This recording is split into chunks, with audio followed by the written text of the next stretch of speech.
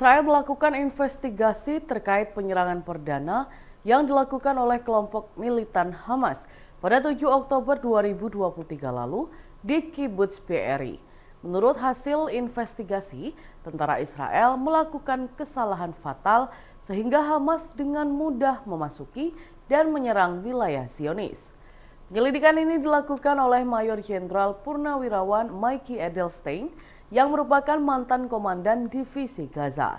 Menurut video yang dipublikasikan, ratusan militan menyerbu perbatasan Gaza di Kibbutz Be'eri pagi hari waktu setempat. Mereka menggunakan sepeda motor dan membawa senjata laras panjang.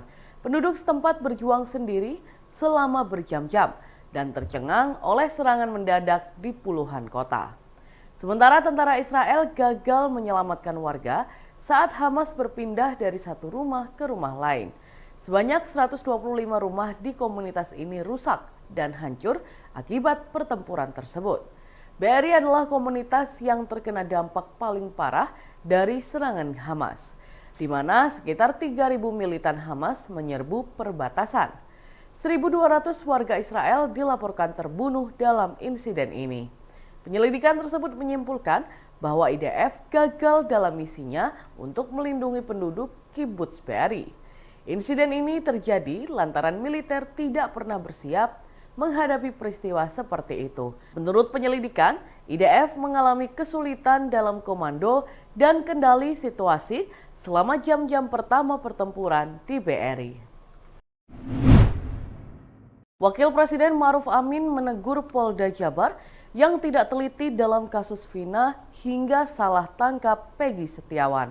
Terkait teguran tersebut, Polri memberikan respon dan menyebut akan menerima setiap masukan. Dikutip dari tribunnews.com, hal itu disampaikan oleh Karo Penmas Divisi Humas Polri, Brigjen Trunoyudo Wisnu Andiko.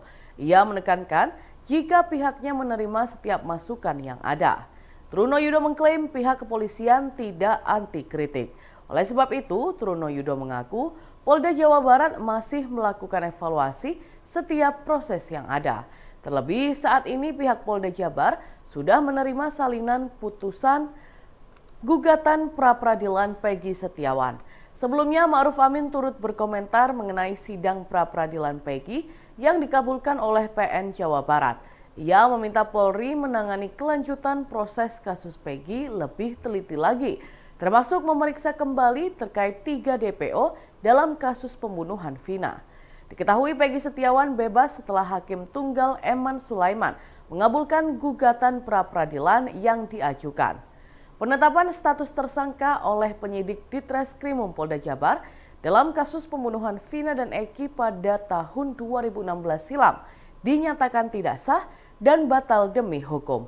Sebanyak 115 halaman berkas putusan dibacakan oleh Hakim Tunggal dalam sidang pra-peradilan di Pengadilan Negeri atau PN Bandung pada Senin 8 Juli 2024 lalu.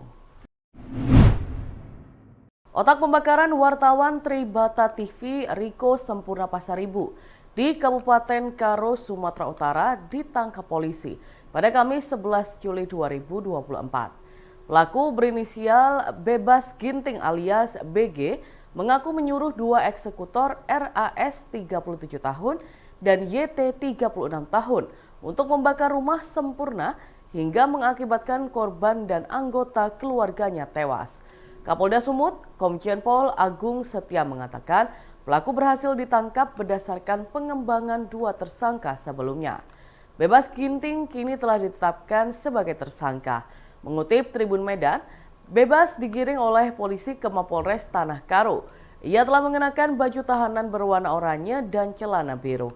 Diketahui rumah Riko Sempurna Pasaribu dibakar di Kecamatan Kabanjahe, Kabupaten Karo pada 27 Juni dini hari.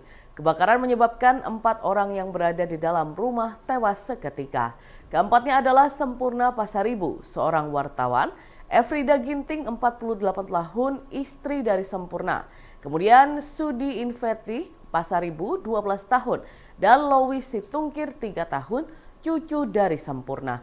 Saat konferensi pers di Polres Karo pada 8 Juli lalu, Kapolda Sumut Komjen Agung Setia Imam Effendi menyebut rumah korban memang sengaja dibakar Kematian Riko Sempurna Pasaribu diduga ada kaitannya dengan pemberitaan yang dibuatnya tentang perjudian di Jalan Kapten Bom Ginting, Kelurahan Padang Mas, Kecamatan Kabanjahe, Kabupaten Karo, Sumatera Utara. Berdasarkan investigasi yang dilakukan oleh Komite Keselamatan Jurnalis atau KKJ Sumatera Utara, Sempurna juga mengaku kepada keluarga dan rekan-rekannya bahwa ia sempat dicari setelah beritanya terbit pada Senin 22 Juni 2024 lalu. 3 rumah warga penjual minuman keras atau miras di Kecamatan Arjasa dan Asem Bagus, Situbondo digerebek oleh tim Resmob Polres Situbondo pada Kamis 11 Juli 2024 sore. Dalam penggerebekan tersebut, pihak kepolisian berhasil menyita sebanyak 348 botol miras jenis arak. Sebelumnya, polisi telah mendapat informasi maraknya penjualan miras. Anggota polisi berpakaian preman pun melakukan penyelidikan dan mengidentifikasi nama penjual miras yang meresahkan masyarakat itu. Setelah itu, polisi bergerak dengan cepat menggerebek rumah Soleh Iksan, warga Dusun Banongan, Desa Wringin Anom, Kecamatan Asem Bagus, dan berhasil menyita sebanyak 26 botol arak. Selanjutnya, polisi bergerak ke rumah Salihin dan Prasta Setiawan. Keduanya warga desa Kecamatan Arjasa dan berhasil menyita sebanyak 6 kardus yang masing-masing berisi 35 botol arak. Dengan total sebanyak 322 botol arak siap jual. Guna proses penyidikan, barang bukti ratusan botol miras serta penjualnya diamankan ke Mapores Situbondo untuk dimintai keterangan. Salah seorang penjual miras bernama Sahadin mengaku baru 1 tahun berjualan miras. Pria 41 tahun ini mengatakan dirinya membeli miras itu per botolnya sebesar Rp25.000 dan dijual seharga Rp30.000. Ia mengaku tidak mengetahui berapa banyak temannya yang memesan miras itu karena dirinya hanya menjual miras eceran. Sementara itu, Kapolres Situbondo AKBP Dwi Sumrahadi Rahmanto mengatakan razia miras ini merupakan kegiatan rutin dalam rangka menjaga situasi Kamtibmas. Menurutnya, ratusan botol miras yang berhasil diamankan ini merupakan miras jenis arak Bali.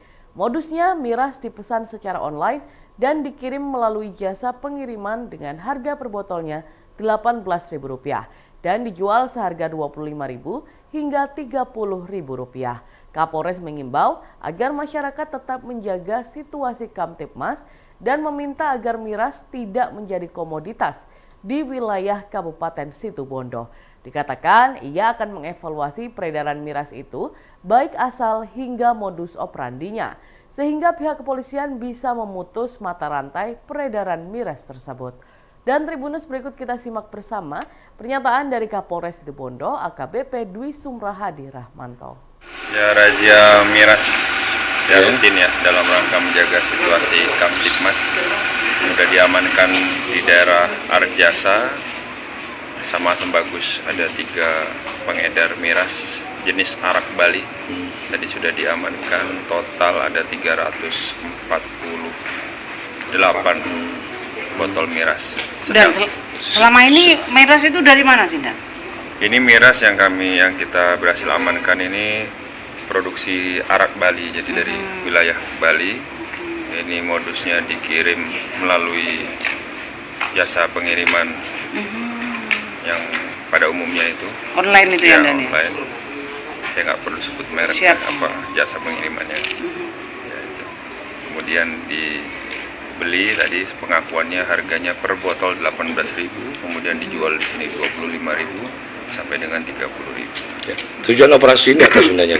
Ya, untuk menjaga situasi Kamtibmas biar tetap kondusif karena beberapa kejadian yang kita evaluasi di wilayah Situbondo ini beberapa dipicu oleh akibat minuman keras. Dan biasanya kan tipiring yang diinikan, Dan. Kalau misalkan disesuaikan dengan kondisi yang katanya tadi Komandan bilang bahwa banyak kasus pidana yang dipicu oleh miras itu, mungkin bisa lebih dari tipiring, kan?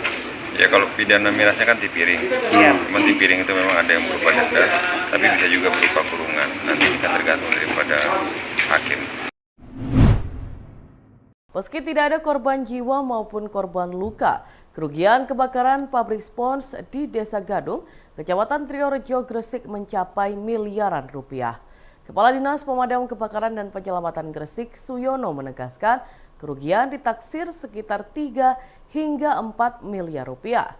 Diketahui pada Kamis 11 Juli 2024, salah satu karyawan yang sedang bekerja dari ruang produksi melihat adanya api. Kemudian api menjalar melalui lubang ventilasi dan membakar barang-barang yang berada di ruang produksi.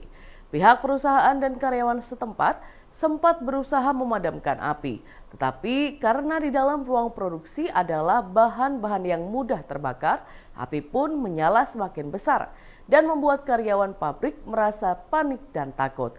Akhirnya kepala produksi menghubungi Dinas Damkar dan Penyelamatan untuk memadamkan kobaran api tersebut. Untuk mengatasi kejadian kebakaran itu, personel pun berangkat menuju lokasi dengan armada dan pakaian APD lengkap.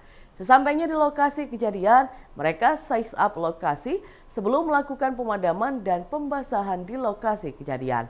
Setelah dilakukan pemadaman dan pembasahan, personel melakukan size up ulang agar tidak ada titik api yang masih menyala.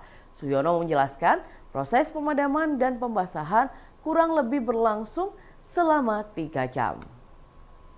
Download Tribun X sekarang, menghadirkan lokal menjadi Indonesia.